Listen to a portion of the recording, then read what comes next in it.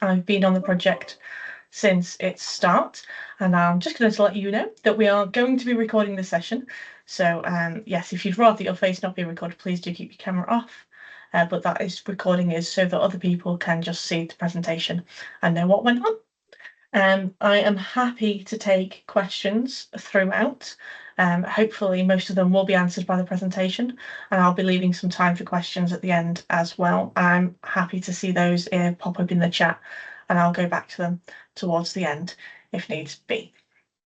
I do talk very fast as well, so if you need me to slow down, please do let me know. I'm going to get started. All right, Anna? Yes, go for it. So Foundations for Change is a wonderful project that was started between three organisations, two DPOs, Breakthrough UK, and by DPO I mean Disabled People's Organisations, and Manchester Coalition of Disabled People, and then Greater Manchester Integrated Care Partnership yourself. So they funded the project, they supported us in running it, and were very, very involved. But it also meant that we had really good input from disabled people. It's really important you know this from the start, because this isn't just a framework that's made up by a bunch of people in a room. This is something that is embedded in the lived experience of disabled people, heavily informed by it, and continually being reflected on by disabled people to enable it to improve and grow. So why should you bother in the first place with Foundations for Change? It can seem quite daunting, quite something big to take on, and a lot of work in some ways, but it is worth it. It's worth it because it helps you prepare for potential change. This is for individual staff members and as an organisation for potential changes in legislation. By that we mean effectively you're preparing for disabled staff and employees. You're preparing to give them what they need, and you are preparing for any changes in legislation which might now state you need to make sure that you have a disabled staff network if your organisation is XC big or something, which are things that disabled people are asking to be included in legislation. Then it increases employee well-being. So by making sure that all employees are cared for, you are going to increase employee well-being, and it accounts for staff who aren't going to identify as disabled people but are still entitled to those same rights. So it makes sure that you're covering as many people as possible and preparing for their needs. It helps you to fulfil your duties to the Equality Act. So under the Equality Act, every organisation in the public sector needs to be able to say that they have prepared for the eventuality of disabled service users and disabled staff. And so by participating in Foundations for Change, you are fulfilling that duty. And then it also helps improve service provision. So if you are supporting disabled staff and creating a culture of inclusivity for disabled staff, that will follow through to disabled service users as well. As I said before, the framework is something that was co-produced. So it included disabled staff and managers, not necessarily disabled managers, but managers of disabled staff from across Greater Manchester Integrated Care Partnership and the local authorities as well. So we included as many people as possible. We had over 220 responses to our surveys, and we had a large number in our focus groups as well. We also included desktop research, so this included everything from your own stats and data, but also to stats and data from things like the big disability surveys, the census, and local apologies, I lost my words there, and local authority data that they were using as well. All of this gave us over 40 insights, 40 things that were really painting the picture of what it's like to be a disabled staff member within GMICP and the local authorities, where there was really good practice and where there were problems and issues that needed to be addressed. So what we did was we compacted those down into 3 areas and 16 points of a framework that would mean that any organisation who managed to fulfil these, take these on, would have a foundational support for disabled inclusion built into their fabric. That's what it looked like. It's this lovely 16-point wheel, or some people call it a flower, whatever you call it. It's 16 points of different things that you can do to ensure that disabled people are included in your workplace. We find it's quite useful as well for other groups that might experience exclusion. and need help to be included, because it isn't just focused on disabled people's individual needs. It's built through the social model of disability, which is at its core a method of inclusion and identifying barriers that prevent people from participating to the fullest. So these 16 actions are split into 3 areas. The first is measure. This is your identity, your co-production, and your staff networks. These are the ways that we measure disabled staff within our organisations, also the ways that we receive their feedback and make sure that they are included in every process. So I'll go into each of these later, but the first is measure. Second is culture. We all know that if you haven't got a flexible culture, an inclusive culture, you can make all the changes in the world and they won't stick. So we need our cultures to be as inclusive as possible. And finally, we've got procedure, so the structures and the methods that govern our organisations. And these need to be as disabled inclusive as possible, because if they're not, then it doesn't matter how inclusive our culture is, how inclusive our measuring methods are, they're not going to be able to participate. So I'm going to go through each of these one by one now. Please do pop any questions in the chat. What I'd like you to remember is that these are broad terms for lots of different pieces of work that you could do. So for example, this first one is identity. Disabled identity is a complex thing. It covers a large number of people who may or may not actually identify as disabled. Some might prefer to call themselves members of the deaf community with a capital D. Some might prefer not to use the word disabled at all. Some might prefer to go only by their diagnosis or by long-term health condition. It's really important that we recognise that the word disabled is not what gives us access to the rights that we're given under the Equality Act. So that's the first thing we need to remember when it comes to identity. It's a broad scope and it needs to be accepted within our workplaces. Secondly, when we're doing measuring, when we only include the word disabled, do you identify as a disabled person, we're probably going to miss a large number of disabled people. Because of the connotations of the word, we found only about 53% of people will actually describe themselves as disabled. So it's really important in our data and our monitoring that we include the terms and long-term health conditions so that they are included as well. Co-production. So as we've said, this framework was co-produced to include disabled people throughout its process and still does today. It's very important that we co-produce, because if we don't include disabled people in the way that we organise our structures, the things that will definitely affect them, like our processes and procedures for reasonable adjustments, they aren't going to get anything that works for them.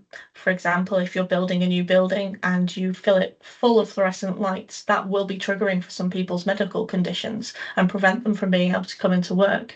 Whereas if you'd asked, somebody would have gone, actually, it would be much better if you could have LED lights, and that will be much more inclusive for us and make sure that we give our best in the workplace. You've just avoided a very expensive change that needs to be made in order to be more inclusive and accessible for your disabled staff members. So including disabled staff in these processes is very, very important, and especially when it concerns them. To do that, it's really helpful to have a disabled staff network. We've tested and learned this, and you'll learn more about this later, but making sure that your disabled staff networks are given support and are given governance structures and ways to hold people to account when things aren't being done properly is really, really important. A disabled staff member isolated and alone won't necessarily feel comfortable speaking about issues they're facing, especially bullying and harassment. Therefore, when we have a disabled staff network to support them and identify these issues, it's much easier to find barriers and remove them from the process. And it can really help with that co-production as well. The social model of disability. I hope most of you, and I know some of you in the room, have been in our training, so you definitely know what the social model of disability is. So I'm really glad to hear that you have been here, and the feedback you've given us has been great. But the social model is really important. It underpins everything else. When we use the social model, it's a lot easier to identify barriers in the workplace and outside of it, and therefore much easier to remove them. So the social model is something that underpins this entire framework, and we do believe everybody needs to know and understand it. Inclusive language practice. Oh, yeah. Sharing good practice first. Sorry, I skipped one there. Sharing good practice. One of the great things when we did our research was we found so much good practice, so many small things that people were doing that just made a huge difference to disabled staff and to patients as well. But nobody was shouting about them. which seemed insane because they were such good ideas. So what we'd really like is for you to shout more about the great things that you're doing. And I'm sure some of you in the room today are doing some wonderful things. And one of the first things you could do following this and to really get on board with Disability History Month would be to shout about the great stuff that you're doing and not be embarrassed to really brag about it, because that would make a huge difference for other disabled staff members as well. Inclusive language. So when we talk about inclusive language, we're not talking about whether you say people with disabilities or disabled people. Whilst that's a debate, it's not the most important thing when it comes to inclusive language. What we actually mean is accessible information standards. We mean being able to make sure that anybody with any disability or language issue would be able to receive the information that you're putting out there. Things to remember in these circumstances are BSL is the first language of a lot of people, but that means that they don't read written English well because it's a completely different grammatical structure. So they're having to translate everything in written English into BSL, and that can be a real struggle. So we do encourage the use of BSL when it comes to most important documents, and that means videos with people using BSL to speak. Also things like Easy Read. If you haven't come across Easy Read, I really recommend looking into it because it will make your life easier too. There's a reason we call it Easy Read. It requires documents to be accessible in terms of the language that they use, so simple, easy to understand, clear statements. And also it uses iconography. But most of all, what it does is it takes huge pieces of checks, prose and things like that, and breaks them down into easy to understand bullet points. Now, if you're receiving important information in that way, it's a lot easier to take it on board, process it, and return it back into what it needs to be done. So we do say this is actually really helpful for everybody. And this is one of those ways that inclusive language process can be really more inclusive, not just for disabled people, but for everyone.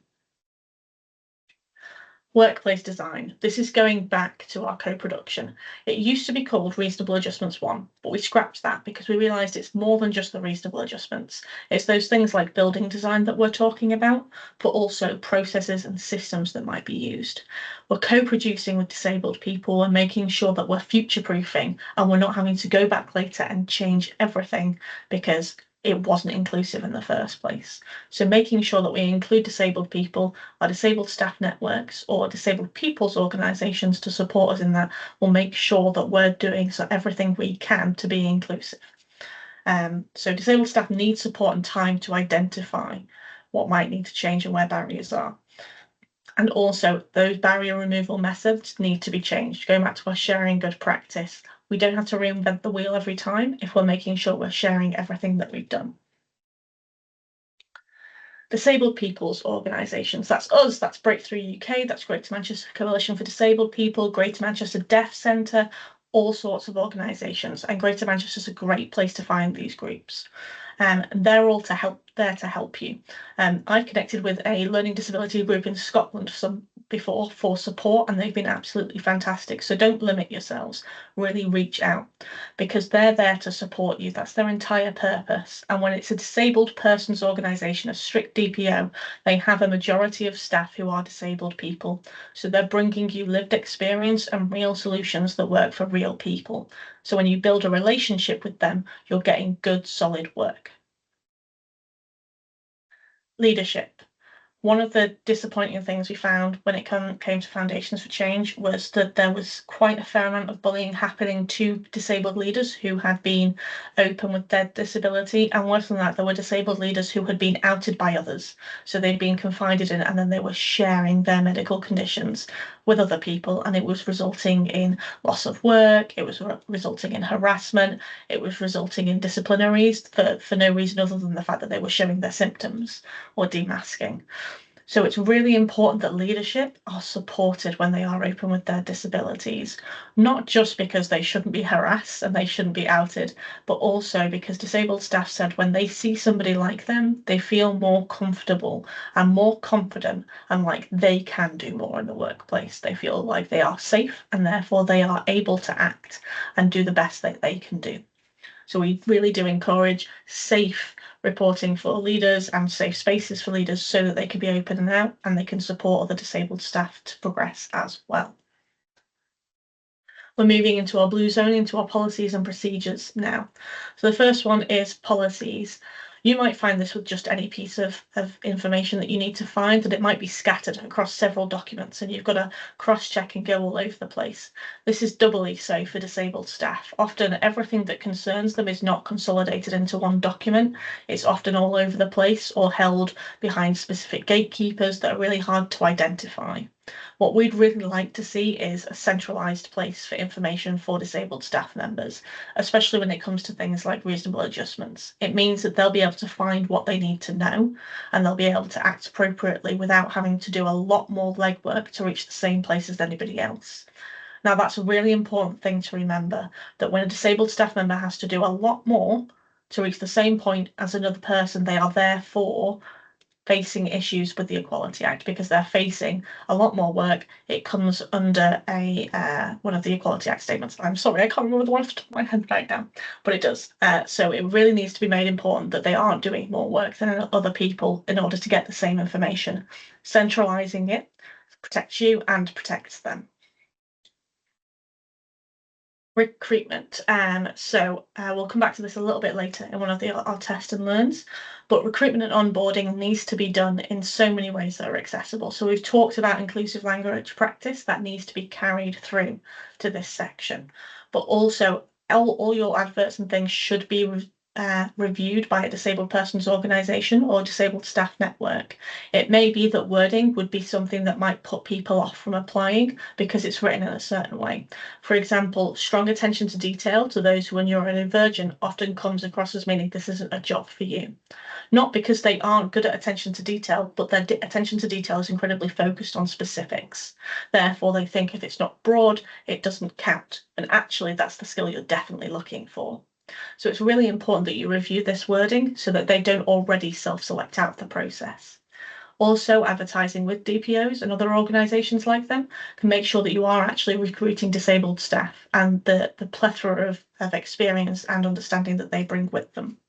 And finally, when you are recruiting and going through the onboarding process, carrying through the reasonable adjustment requests through from interview all the way through to before they start is really, really important. And we will come back to that later. Now, I've said reasonable adjustments about 5 times already, and that was just to make sure that you stayed with me until I got to this point, because from now on I'm saying workplace adjustments. This is something that needs to change. When we say reasonable adjustments, we imply that it's something to be judged as whether or not it's reasonable or it feels fair, and that's not what it's about. Disabled people are already facing unfairness. What they need is a workplace that is fit for them to be in, and that's why we say workplace adjustments. It's not about what's reasonable, it's about making the workplace accessible, and that's really, really important. These processes are not often actually accessible, even for the managers who are trying to put them in place, not even necessarily the disabled staff. They can be confusing, they don't feel like they've got permission to put things in place, and everybody thinks that there's no budget, even though we found in testing that's not actually the case. So it's really important that we make these as streamlined and easy as possible, and we do have examples of where that's worked since starting this process. Finally, budgeting. I've just told you it's not the reason that reasonable workplace adjustments don't get put into place, but it's still on here because that myth is a huge barrier that's getting in the way of identifying the actual issues. So when we do create a centralised budget, when we say there is money for reasonable adjustments, it lifts the veil and helps us see where other issues might be hiding behind this mask. So centralising that budget makes it easy, makes managers feel like they've got permission to do what they need to do, and it also means that nobody's questioning whether or not there is money for this. The wellness policy was a piece of good practice that we found in place in several places across GMICP and local authorities, and it just was a no-brainer really. Why isn't this happening more? It was really important because for disabled staff, illness can seem like something they're really scared of having. They can come into work and do a lot more presenteeism because they're afraid of being seen as ill, whereas a wellness policy doesn't make them feel like they're being penalised for having illness. Often you'll find that with a wellness policy, what it means is that staff are able to take better care of their health, and we can find better solutions as well to when a disabled person might be facing what we call a flare-up, where their symptoms are a bit higher. If our wellness policy says that on a flare-up, a disabled person can therefore work from home for that day to reduce the stress and reduce access to triggers, then we are actually making a more accessible workplace. So wellness policies really help solidify how we can be flexible and remove a lot of the difficulties in organising reasonable adjustments. Freedom to speak up. Hopefully, this is something that you all know and understand, but effectively, we need safe reporting procedures for disabled people. We found that 28% of staff reported bullying and harassment from other staff, from patients, and from their managers, even within our surveys. It's really, really important that they feel safe to speak up, and often they don't. This is another way our disabled staff networks can help with enabling with reporting procedures and being part of that process, but also having safe third parties to report to is incredibly helpful for disabled people, somewhere they know that they will be listened to and trusted and not dismissed. And finally, training. I know some of you have already ticked this box. Well done. Thank you. But training was something that was actually requested by managers quite a lot. They requested training on the social model of disability, on workplace adjustments, identifying barriers, and inclusive practice. These were all areas they didn't feel well equipped. And what we need to do is change that. Now, Breakthrough UK isn't the only organisation providing this kind of training. You can get them from a plethora of organisations, and our sister organisations do an amazing job. But it's out there, and it should hopefully be mandatory to at least be trained on the social model of disability when this framework is implemented correctly. For now, it's been heavily encouraged, and we're really, really glad about that. But training is something that you can do to equip yourselves, but also encourage other staff to participate in order to make a better culture and space for disabled staff members. So that's the framework, and that's a lot of information to take in. And it's a lot to think, oh my God, there's so much I need to do now. How am I going to put all of this in place? First of all, you're not alone. And you might be thinking, I don't even know how I do some of these in my place. And that's okay. The framework's not there to be, if you don't do this, then you're doing everything wrong. The framework's there to be adaptable and to help to guide you. So that's the first thing I want you to remember about it. It should be adaptable, and there should be different ways of you doing these steps that's right for you and your organisation. Secondly, it's step by step. Nobody's expecting this overnight. And this isn't a tick box exercise. Therefore, it should be taken slow and it should be done properly. Which brings me to a final one. It should be built from the ground up into your organisation. It does mean going into the bones of what you're doing and who you are, and reviewing it and changing it, and that can be incredibly daunting. But when we do this, we build it into the fabric of our organisations, and it means that it is lasting change that makes a real difference for disabled people. And it means we don't have to reinvent the wheel every 6 months, looking back at it and saying, oh no, but we didn't actually do this properly, and things like that. You'll be doing solid work that lasts. So, is it possible? Yes. Yes, it is. We have tested and learned some of these processes. The first one that I want to talk to you about is the training. So we did design a training specifically around what managers asked for in our focus groups and surveys, and it's called the social model training. It was free training that was provided to managers across across GMICP and disabled staff as well, to help equip them with the social model and what it means for them in their workplace. We did find a large number of disabled staff attended this training, and what that did was it helped them with the identity portion of the framework to really understand where they sit as disabled people. For our managers, it really helped them to understand that process and identify barriers outside of their staff members and start to see ways that they could make change. So it's really, really helpful to participate in this training, and it does enable you to see outside of the box. We got an average of 4.6 to 5 rating, and a lot of people have said it helped them put things into place. We've heard back from some people saying, since then, I've implemented what you helped me to identify in the training, and I've made this change, and it's helped me step on and make further change because I now understand how I can do that. I'll be talking you through a tiny piece of this training towards the end of the presentation. The second one we did was coaching. So this was really to hit that leadership portion of the framework was what we aimed for, but we were also really, really happy to find that it helped us with the social model portion, it helped us with identity, it helped us with staff networks as well. So coaching was offered to individuals and also to peer groups. Coaching was provided by a disabled persons organisation that specialises in coaching. So they came with a plethora of information and lived experience as well, and created a very safe space for the disabled staff to explore in. What we hoped was they would support individuals in developing their confidence, developing their understanding of identity, and being able to provide them a facility to move forwards together as a group and provide peer support. What we ended up with was people making plans for how they were going to progress in work and understanding how they could overcome barriers to that progression. It helped people to identify their reasonable adjustments and ways that they could get them implemented. And it also helped to develop a disabled staff network with a clear action plan of way of keeping people accountable as well. So the coaching did way more than we originally hoped and expected, and we were really pleased with the outcomes of that. What I would say is that if you are thinking of setting up a disabled staff network or enabling your staff network to rejig itself and think about how it's implemented, that peer coaching would make a huge difference. And for individual staff members, it can be achieved through their access to work process. They can get coaching to support them with their identity as a disabled person as well. That is something worth looking into, and we do know some coaches who can help you with that access to work process as well. Finally, this is our big one in our test and learn. This is one that we're really, really proud of, and we're so grateful for the NCA and the people who work there for the way that they handled this part of the project.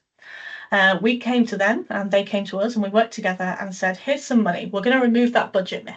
Let's work on that. And they said, we want to review our entire workplace adjustments process. And we said, great, let's do it. And we worked together to go through that process and identify barriers. We did find that removing the budget portion really helped to identify where the rest of the barriers could be. And it also helps us to bust a few myths about the cost of reasonable adjustments. Most of the things that they applied for cost nothing, which was really, really great. What we did find is that a lot of the barriers were in that centralisation of information, managers feeling like they didn't have permission to give any kind of adjustments, like they were asking for too much just by providing flexible working, for example. People not knowing that they could get reasonable adjustments because of the word disability, so that identity portion was really, really important here. And this helped us to unpick several areas of the framework and start putting those into place as well, just by reviewing this one portion of process that pertains to disabled people specifically. So what did their process look like in that part of the review? Well, they found that critical review and analysis was essential, and this was not just a one-time thing. They needed to put in the diary, we're going to review this process every 6 months or so to make sure that it's working, because one of the huge barriers they found was people didn't understand the process, but also there was no accountability. There was nobody watching over this and saying, this needs to work. And if it's not being put in place, what's going to happen? So they felt critical review was incredibly important, and it needed to be done alongside disabled staff, because otherwise they had no insight into where the real barriers were. Recruitment and onboarding was a core part of the reasonable adjustments process. So they decided that they were going to make sure that from recruitment, everybody's reasonable adjustments would be recorded and put into place. And that record needed to be accessible and something that was carried through well between managers. So if someone was moving between roles in a single organisation, it would still be carried through, and onboarding would begin again with that process. And also that they would set a time limit that it needed to be in place within 2 weeks of somebody starting in the role, preferably before. This also meant providing guidance to hiring managers on when to ask about workplace adjustments, how to ask about workplace adjustments, and how to make sure that they were in place for the day on the day of employment. And also that it should be part of the local induction checklist. Nearly finally, supporting managers was also a huge portion of this. Like we said, they found most managers just thought they didn't have permission to do things, and they weren't trained well on the process. So they said that managers needed guidance and support on defining and accessing reasonable adjustments, on provision of adjustments in a timely manner, on their permissions for spend, on the importance of maintaining consistent dialogue with staff. So, for example, we'd maintain that in a one-to-one process, you should always begin with the question, what do you need to be better in the workplace? What do you need to be your best self? And this should be asked to everybody, regardless of whether or not they identify as a disabled person, to ensure that we're catching everybody's needs. And finally, the workplace adjustments need to be understood as a duty of the Equality Act. So not many managers actually understood that it was a duty of the Equality Act to ensure that these things were in place. Finally, system accountability. So what they did as part of the RAP project was they set up a RAP board, and they would check up on every single piece of equipment or workplace adjustment that was asked to be put in place and make sure that it was being upheld. Sometimes these things can slip over the time, so they would check up back on things that had been put in place a year ago or 6 months ago and make sure that it was being upheld. So this does seem like a lot of work, but in the end, it was worth it. For staff, it meant that they knew that they were secure, that they were allowed to ask for reasonable adjustments. Managers didn't feel like they were failing at anything because they knew that they were following the process and the guidance properly. And they managed to streamline it so it took up a lot less time because they identified where those barriers were in the paperwork and where a centralized system was needed to keep all of that information. So oh my God, she's asked a lot of us now. She's told us how we can do it. She's given us a list of 16 different areas to focus on. And now how? How do we do it? How do we just start? What are our first steps? So the first thing I want to make you aware of is the theory of change. This has 3 stages. Think of yourself like an ice block or your workplace like an ice block. It's frozen, it's solid, it knows exactly what it's doing, it stays in that state. But we want to change it. The first thing we have to do is melt it down so it becomes more malleable. So we start with unfreezing. This is where we begin dialogue around the change that we want to make. This is where we say, oh, wouldn't it be great if all of our toilets had accessible rather than a disabled toilet on them? It's a really simple change, but it starts a culture difference. So we start that conversation. We get a group of people together who are all really enthused about this, and the block starts to melt. And we say, okay, what's the first action we need to take? And then we start taking that action. Okay, I'm just going to change all the signs. We're now in a state of change. Things are moving around. Our ice block is melted. We're water now. We're malleable. We can be moved and difference can happen. And then we've done it. That change is made and we want to make sure we don't lose it. So then we move into a state of freeze. This is where we solidify that change, where we make sure people know not to put disabled toilet back on the toilets, where we say these are the words that we use and we talk about why, and we start to freeze the block back up again.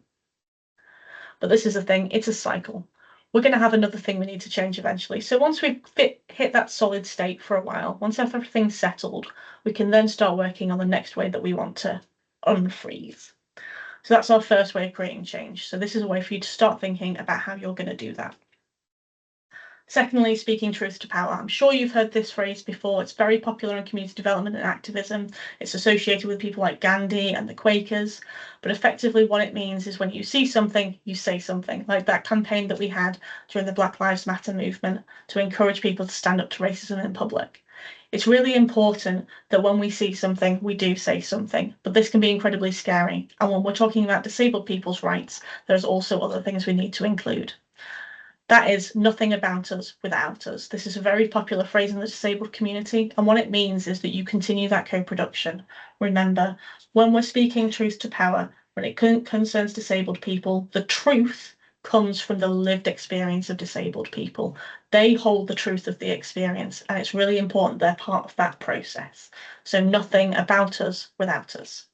And secondly, speaking truth to power often means speaking to those above you, and that can be incredibly daunting and scary. It can be very difficult, and it can often create conflict. So what I would encourage you to do is do this in a form of creating dialogue. We ask questions rather than starting conflict. We ask, is there a reason we don't have a centralized budget for reasonable adjustments? Is there a reason none of our documents are just automatically available in large print? These are the questions that we ask to start create change and create that dialogue, to do that unfreezing. So this will often be something small and probably a natural part of your day-to-day to unfreeze your work environment and make change. Begin by asking questions and identifying barriers. If you think there are no barriers to identifying your workplace or processes, that's amazing. Begin by asking yourself, if you had a specific impairment, would you struggle or to complete any of your daily tasks? Would you be able to do all of them? Would there be anything that would make it difficult to do? Connect with your co-workers, for example, or engage with any tools or processes you have to use. Then, if you still can't identify any, then you're probably surrounded by a lot of good practice. So your first step is to start sharing that good practice, because not everybody else is fortunate to have it. So, for you to create inclusion, you need to focus on the choice and control, that nothing about us without us. You need to identify barriers to create inclusion. You need to assess the environment, but ask disabled people and focus on taking action to remove disabling barriers, not changing the disabled person. This is where the social model of disability comes in. The problem for the disabled people is not them and their impairment. It's not going to change. That's not something that we can fix. Instead, what we need to do is focus on removing these elements, things like poverty, things like inaccessible information, prejudice and discrimination, inaccessible transport and isolation. These are all things stopping disabled people from being their best selves and preventing them from being included.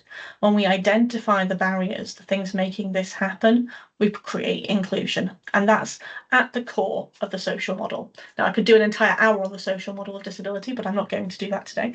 Definitely don't have time. But this is why I encourage you to participate in training on the social model and do your own research. The important things to remember with it are impairment is an individual's difference. This is a thing that's different about them, physical, sensory, cognitive, whatever. Disability are the social consequences, the barriers that we face to inclusion. And people with impairments are disabled by society and its structures. It's a social construct, and that means that we can change it, which is great news. It's fantastic. So, how are you going to put this into practice now? You're going to start with the social model. You're going to make sure that you understand it, and then that's going to help you to identify your aim. Once you've got your aim, you need to identify who's going to help you unfreeze things and what you need to do that. So who needs to be involved and what resources you need. And then you're going to think about what's going to stop you from achieving it. What barriers are you going to face? And hopefully you'll be able to identify something you will have achieved in 6 weeks. If anybody has any one of these things they'd like to shout out right now to really get some help on, I'd be very happy to hear it. Or pop anything in the chat. I'll give you a few seconds on that.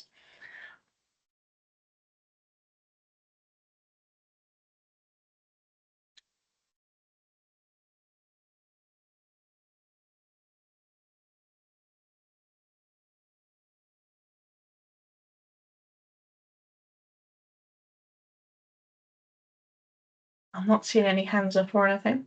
I've spoken very fast, so you've got time to fill.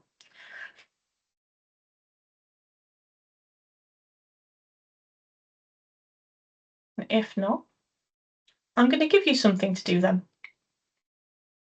This is your first step, Foundations for Change Self-Assessment. It's a tool that's been made around the framework. And basically what it's saying is it goes through each point of the framework and asks you questions that would make sure that you are putting this into place. I will get a copy of that as well, and you can ask me for support in answering those questions. You can ask me for support in identifying where your barriers are and how to overcome them. That's part of your options with the self-assessment tool. This is the first thing that you could do to start moving forwards. And I'd really encourage you to give it a go.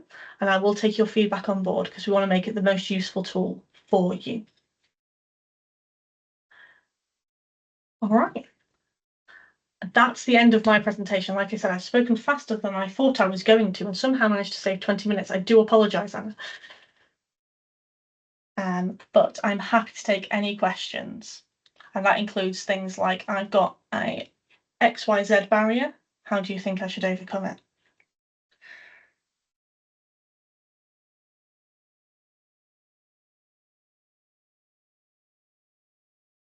You've stunned everybody into.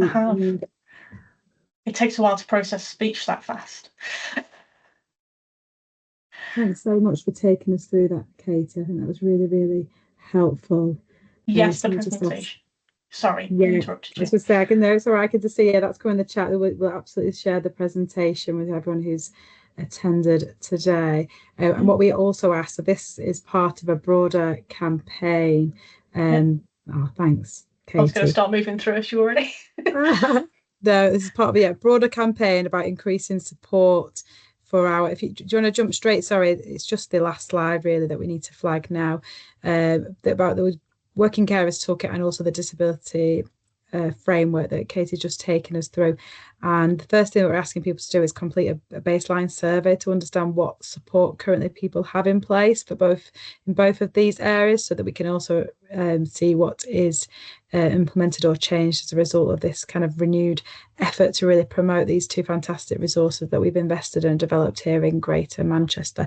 I'll put the link for that survey in the chat as well. We've got the deadline to complete that by the end of November. I know a number of you have already completed it. And if you're not sure if you're organised, we only need obviously one person to complete it per organisation. If you're not sure, you can either drop us a message and we can check if you already had somebody from your organisation complete it. Or if not, feel free to complete it, and it'd be great.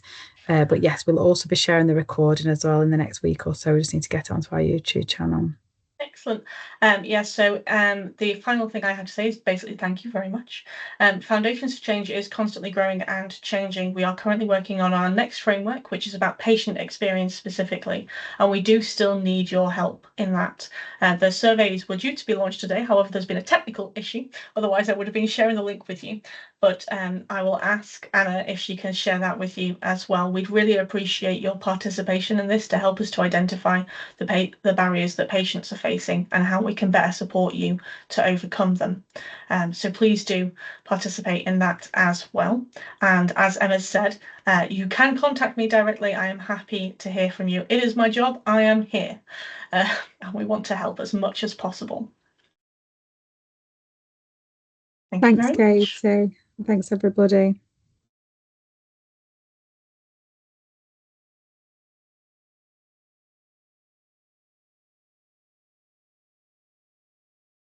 Very welcome.